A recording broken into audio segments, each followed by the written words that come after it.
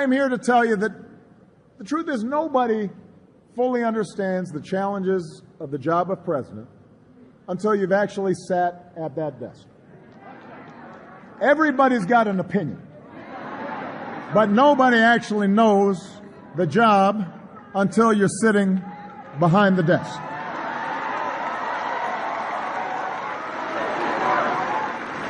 Everybody can tweet, but nobody actually knows what it takes to do the job until you sat behind the desk.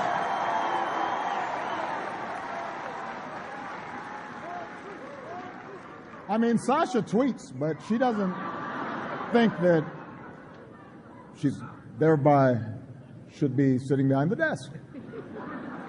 Each of these policies, the policies Hillary mentioned, would help working families feel more secure in today's economy. She's actually got a plan. It's actually paid for. You can actually look at it.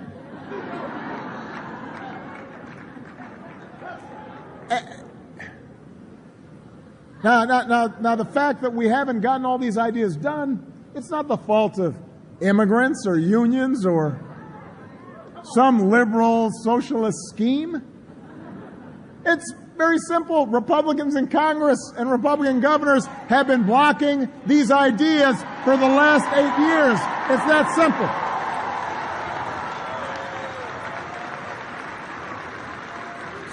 So, look, I just want to be clear. Not everybody votes on the economy. I understand. There are other issues.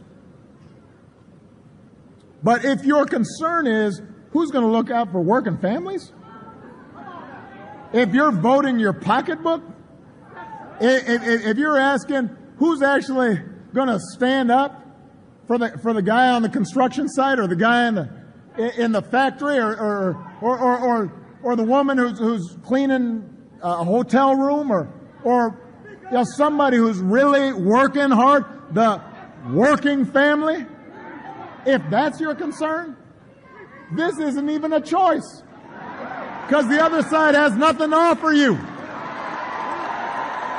The other side's got nothing to offer you.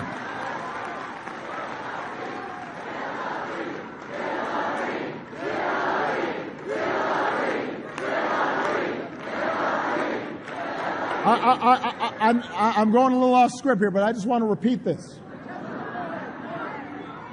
If your concern is working people,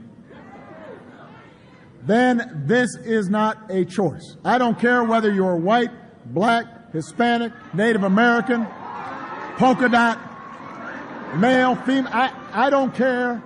If what you care is who's going to be fighting for ordinary folks who are fighting for a better life for themselves and their children, then I don't know how you vote for the guy who's against the minimum wage, against unions, against making sure that everybody gets a fair shot, against legislation for equal pay, against sick leave and family leave, against all the things that working families care about. So if you're voting for the other team, it's not because of the economy. It's not because of the economy. You gotta be clear about that.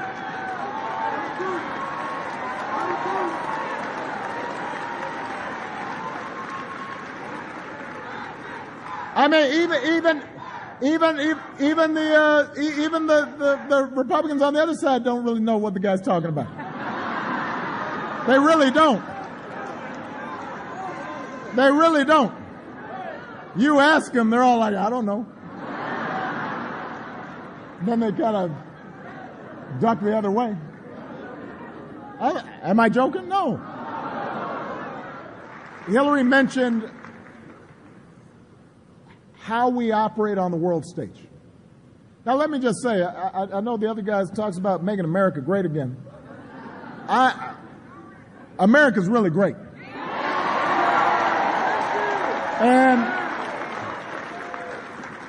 And just the other day, somebody was writing about, wow, when you look at the surveys in the world, turns out that when Obama came in office, the world didn't think we were that great. But now they think we're the greatest. They think we're the strongest. They think we're the best positioned. We were in a hole before I came into office, but right now the rest of the world thinks we're pretty darn great.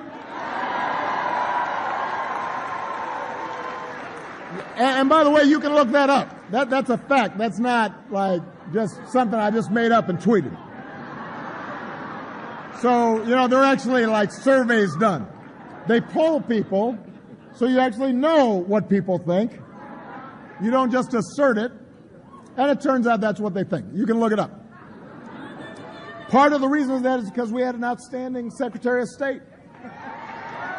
Part of the reason is that Hillary understood and continues to understand that just a bunch of tough talk doesn't replace the hard work of diplomacy. A bunch of phony bluster doesn't keep us safe. And she understands we can't retreat from a world that needs American leadership. That's why she offers a smarter approach that uses every element of American power to protect our people and to protect our allies. Unless you're a Native American, somebody brought you here. Somebody came here. You came from someplace else now. So I just want to be clear about that. And not everybody had their papers straight when they came. I'm just saying. And for years, the Republicans who run this caucus, they talk a good game about immigration reform, and then they don't do anything. And now they've picked a nominee whose only plan is to build a higher wall. That's not a plan. No. Hold on a second. I was waiting for this opportunity. Don't boo. Vote. Don't boo. Vote. Booing doesn't help. You need to vote. You can't be reckless. You don't have the luxury of just saying whatever pops into your head. You've actually got to know what you're talking about. You've got to actually do your homework. You can't just kick out reporters. You can't go to another country and if they ask you a question you don't like, just kick them out because you're in another country. You've got to apply steady judgment, even when things don't go your way. You got to make the tough calls, even when they're not popular, and even when they won't pay off right away or increase your poll numbers. You got to be able to handle criticism without taking it personally. You just got to brush it off and get the job done. That's some of what I've learned while serving as your president. That's some of what Hillary's learned as a senator and as a Secretary of State. And that's why I'm voting for Hillary Clinton to be the next president of the United States. So let me, I know I've gone on too long. This is what happens. You haven't campaigned in a while, you start, just enjoying it too much. So let me just simplify this. And let me be blunt. I want to be blunt. Can I be blunt? I'm going to be blunt. Hillary's got her share of critics. That's what happens when you're somebody who's actually in the arena. That's what happens when you fought for what you believe in. That's what happens when you dedicate yourself to public service over the course of a lifetime. And what sets Hillary apart from so many others is she never stopped caring. She never stopped trying. We're a young country, so we like new things. And I benefited from that culture, let's face it. When I came on the scene in 2008, everybody said, well, he's new. They don't say that now because I'm not. But sometimes we take somebody who's been in the trenches and fought the good fight and been steady for granted. Sometimes we act as if never having done something and not knowing what you're doing is a virtue. We don't do that, by the way, for airline pilots. We don't do that for surgeons. But somehow we think President of the United States, yeah, let's just get, I don't know, who's that guy? Come on. And so as a consequence, that means that sometimes Hillary doesn't get the credit she deserves. But the fact is, Hillary is steady, and Hillary is true, and she's been in politics for the same reason I am, because we can improve other people's lives by doing this work. And we don't care about the slings and arrows that are thrown at us, because we know that's how real change and real progress happens, and that we, if we're willing to work hard, can finish, can bring about changes that make life better for some kid out there, some senior out there, somebody who's unemployed out there. And it may take more than a year. And sometimes it takes more than a term. And sometimes it takes more than one presidency or even one generation. And yeah, that's old-fashioned. I think she'll fess up to that. But we want people to believe that their government can work and that their president cares. And that every child in this country should have the same chance that this country gave us.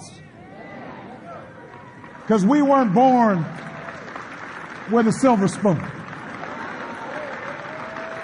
And we know that behind all the division and sometimes angry rhetoric of this election year and all the petty bickering and the point scoring and the punditry, the ordinary Americans are good.